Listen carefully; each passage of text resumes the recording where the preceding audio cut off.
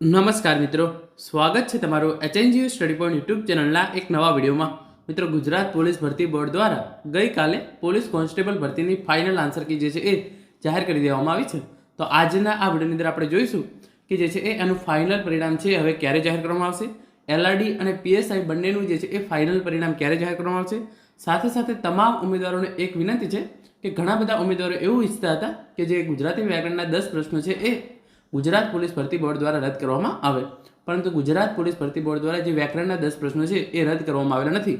તો ઘણા બધા ઉમેદવારો અત્યારે એવું વિચારી રહ્યા છે કે આપણે હાઈકોર્ટમાં જઈએ અને ગુજરાત પોલીસ ભરતી બોર્ડ વિરુદ્ધ જે છે એ કેસ કરી અને આ 10 પ્રશ્નો જે છે એ કેન્સલ કરાવી દઈએ. તો તમામ ઉમેદવારોને નમ્ર વિનંતી છે કે ગુજરાત હાઈકોર્ટની અંદર જવાનું પગલું જે છે એ તમે ના ભરતા. હું તમને આવું કેમ કહું છું એનું પણ હું જે છે એ તમને કારણોસર સમજાવીશ કે શા માટે તમારે જે છે એ હાઈકોર્ટમાં જવું જોઈએ નહીં. તો હવે શરૂ કરીએ આજનો આ વિડીયો અને મેળવીએ માહિતી કે એલઆરડી અને પીએસઆઈનું પરિણામ જે છે એ ક્યારે આવશે, સાથે સાથે શા માટે તમારે જે છે એ પ્રશ્નો રદ કરાવવા માટે હાઈકોર્ટમાં જવું જોઈએ નહીં. તો તમે અહીંયા જોઈ શકો છો, ગુજરાત પોલીસ કોન્સ્ટેબલ ભરતી 2025 રિઝલ્ટ, પોલીસ ભરતી બોર્ડની સરાહનીય કામગીરી, એલઆરડી અને પીએસઆઈ રિઝલ્ટ અંગે જાહેરાત. તમામ ઉમેદવારોને વિનંતી, ફાઇનલ આન્સર કીમાં ફેરફાર કરાવવા હાઈકોર્ટમાં જતા નહીં, નુકસાન તમારું જ થશે. તો સૌપ્રથમ જે છે એ તમે જોઈ શકો છો, ગુજરાત પોલીસ ભરતી બોર્ડ દ્વારા જે છે એ આ જાહેરાત કરવામાં આવી હતી ગઈકાલે 30/7/2025 રોજ ફાઇનલ આન્સર કી જે છે એ જાહેર કરવા બાબત.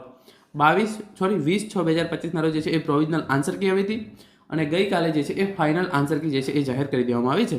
એની અંદર પ્રશ્ન નંબર 52 અને પ્રશ્ન નંબર 108 જે છે એ રદ કરવામાં આવેલા છે.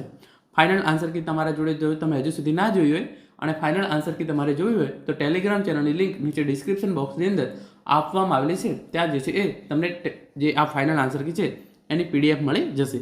અને જે આ બે પ્રશ્નો રદ કરવામાં આવે છે, 52મા નંબરનો અને 108 નંબરનો પ્રશ્ન, એની અંદર તમામ ઉમેદવારો જે પણ ઉમેદવારોએ પેપર આપ્યું છે એ તમામને જે છે એ એક વધારાનો માર્ક્સ મળી જશે. અને અહીંયા એક છેલ્લે સૂચના આપવામાં આવેલી હતી, લેખિત પરીક્ષામાં હાજર રહેલા તમામ ઉમેદવારોના ગુણ ટૂંક સમયમાં જાહેર કરવામાં આવશે, જેની તમામ ઉમેદવારોએ નોંધ લેવી. તો અહીંયા શું લખ્યું છે, ટૂંક સમયની અંદર લખવામાં આવશે એવું જે છે એ જણાવ્યું છે. દીપક રાજાણી સાહેબ છે એમણે પણ અહીંયા જે છે ટ્વીટ કરીને ઇન્ફોર્મેશન આપી હતી. એક ગુણ મળવાપાત્ર રહેશે અને લેખિત પરીક્ષામાં હાજર રહેલ તમામ ઉમેદવારોના માર્ક્સ ટૂંક સમયમાં જાહેર કરવામાં આવશે. તો અહીંયા બંને જગ્યાએ તમે વાંચ્યું છે કે ટૂંક સમયની અંદર જાહેર કરવામાં આવશે. તો આ ટૂંક સમય જે એ કયો થયો એ પણ હું તમને જે છે એ વિડીયોની અંદર આગળ કહું છું. હવે આપણે જે છે એ વિડીયોની અંદર આગળ વધીએ અને કયા કયા બે પ્રશ્નો રદ થયા છે એ તમને હું કહી દઉં. જે આ 52મા નંબરનો એક પ્રશ્ન હતો, નીચે પૈકી કયો વિકલ્પ આપેલ જૂથમાં તાર્કિક રીતે બંધ બેસતો નથી.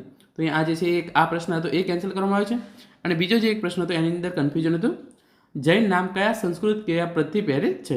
તો આ જે એક પ્રશ્ન હતો એ પણ જે છે એ કેન્સલ કરી દેવામાં આવે છે. જે તમામ ઉમેદવારોની માગણી હતી કે વ્યાકરણના 10 પ્રશ્નો જે છે એ રદ કરી દેવામાં આવે, અથવા તો તમામ ઉમેદવારોને 10 માર્ક્સનું ગ્રેસિંગ આપી દેવામાં આવે, અથવા તો એ 10 પ્રશ્નો નીકાળી અને પેપર જે છે એ 70 માર્ક્સનું જ કરી દેવામાં આવે.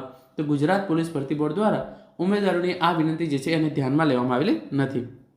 અને રિઝલ્ટ અંગે જે છે હું તમને કહી દઉં, તમે જે આખી પરિપત્ર છે એ વાંચી લો. નવી ભરતી થનાર લોકરક્ષક તાલીમાર્થીઓની પાયાની તાલીમના આયોજન બાબત. ઉપરોક્ત વિષયનું જણાવ્યું કે રાજ્ય પોલીસ ભરતી બોર્ડ દ્વારા અલગ અલગ સ્વરની કુલ 12,472 જગ્યાઓની ભરતી અંગે ભરતીની અંગેની કાર્યવાહી હાલમાં પ્રગતિમાં છે. આ ભરતી પ્રક્રિયા પૂર્ણ થયા બાદ કુલ 11,374 હથિયારી, બિન હથિયારધારી, એસઆરપીએફ અને લોકરક્ષક સ્વરૂપમાં પસંદગી પામનાર ઉમેદવારોને સંબંધિત યુનિટ ખાતે લોકરક્ષક તરીકે નિમણૂક આપવા અંગેની કાર્યવાહી પૂર્ણ થઈ હતી. તેઓને તાલીમ સંસ્થા સેન્ટર ખાતે 8 માસની પાયાની તાલીમ ફાળવવામાં આવનાર છે. તો 28/7/2025 રોજ ગુજરાત પોલીસ ભરતી બોર્ડ દ્વારા જે છે એ આ પરિપત્ર કરવામાં આવે છે. અને એની અંદર એમણે કહ્યું છે કે જે 12,472 જગ્યાઓ માટે અત્યારે ભરતી પ્રક્રિયા ચાલી રહી છે એમાંથી 11,314 હથિયારધારી, બિન હથિયારધારી, એસઆરપીએફ અને જે જેલ સિપાહી છે એમને 8 મહિનાની તાલીમ આપવા માટે જે છે એ અત્યારથી જ તેઓ વ્યવસ્થા કરી રહ્યા છે. તો તમે જોઈ શકો છો, ગઈકાલે જે છે એ ફાઇનલ આન્સર કી જાહેર કરવામાં આવી છે અને સાથે સાથે જે આ પરિપત્ર છે એ પણ જાહેર કરવામાં આવે છે. તો ગુજરાત પોલીસ ભરતી બોર્ડ દ્વારા જે છે એ ખૂબ જ સારું કાર્ય કરવામાં આવી રહ્યું છે.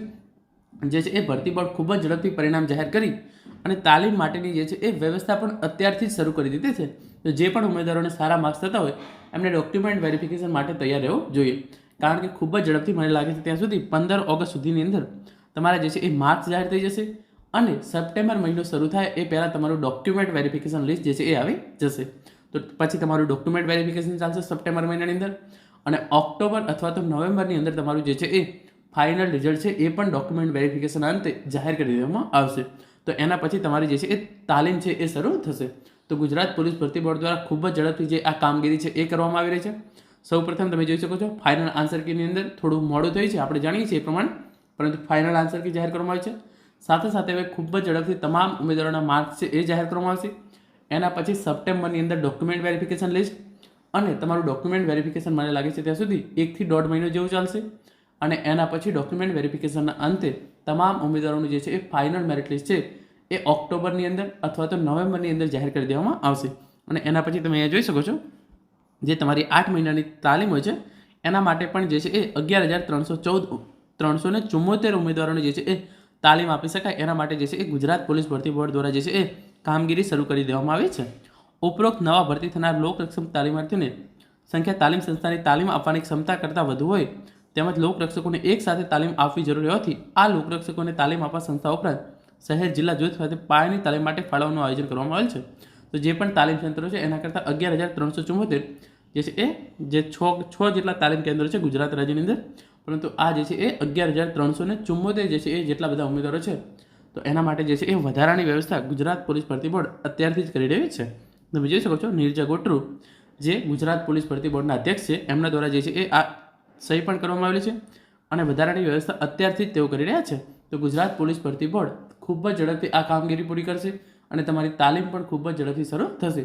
તો આનું પરિણામ જે છે એ ખૂબ જ ઝડપથી જાહેર કરવામાં આવશે.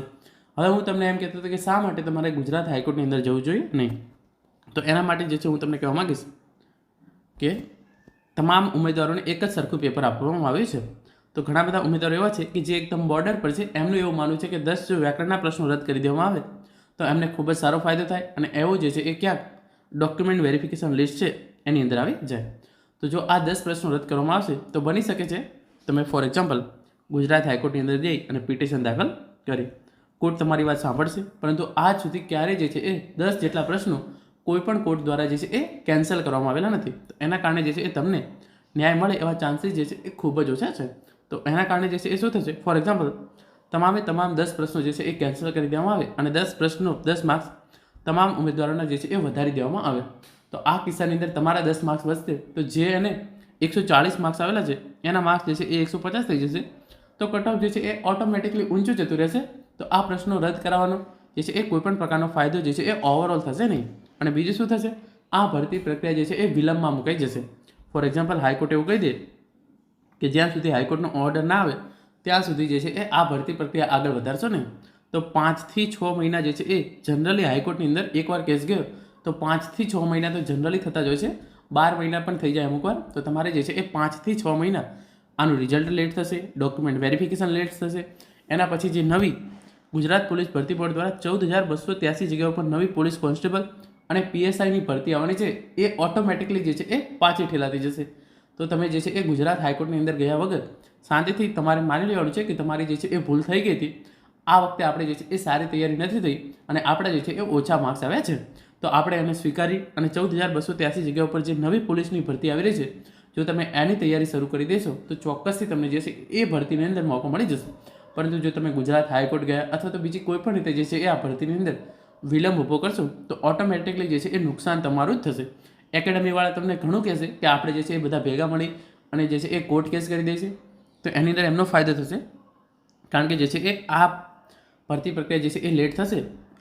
ઓટોમેટિક જે આ અત્યારે 12,472 જગ્યાઓ પર ભરતી પ્રક્રિયા ચાલી રહી છે એ લેટ થશે તો ઓટોમેટિકલી જે નવી 14,283 જગ્યાઓ પર ભરતી પ્રક્રિયા આવવાની છે એ પણ લેટ થશે.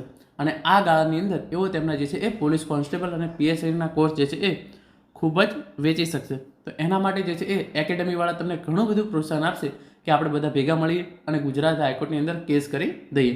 તો આ તમારે જે છે એ આવી બાબતોથી દૂર રહેવાનું છે. એકેડમીવાળા એમના પોતાના ફાયદા માટે થઈ અને તમારો જે છે એ સહારો લઈ અને કેસ કરાવવા માટે અને તમામ જે છે એ તમને કહેશે, પરંતુ તમારે જે છે એમની વાતોમાં આવ્યા વગર આ ભરતી પ્રક્રિયા સારી રીતે પૂરી થાય, તમારે સારા માર્ક્સ આવ્યા હોય તો તમારું જે છે એ જલ્દીથી તમને નિમણૂક પત્ર મળે.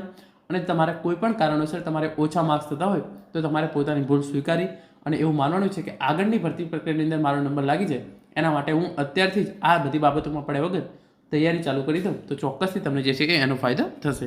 અને આગળ તમે જોઈ શકો છો પોલીસની ફાઇનલ આન્સર કી આવ્યા પછી ઘણા બધા લોકોના મેસેજ આવે છે કે શું હવે આ પ્રશ્ન સુધરી શકે છે કે નહીં. તો હવે ભરતી બોર્ડ પર છે કેમ કે આટલી અરજી કરી છતાં કંઈ પણ થયું નથી.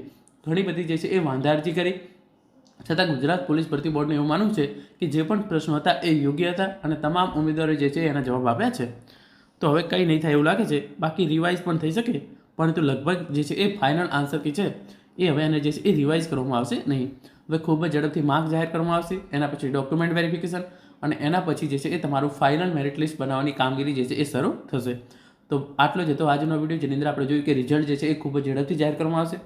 અને જો તમે હાઈકોર્ટમાં ગયા વગર આ ભરતી પ્રક્રિયા શાંતિથી પૂર્ણ થવા દેશો તો તમને ચોક્કસથી એનો ફાયદો થશે. Thank you so much for watching.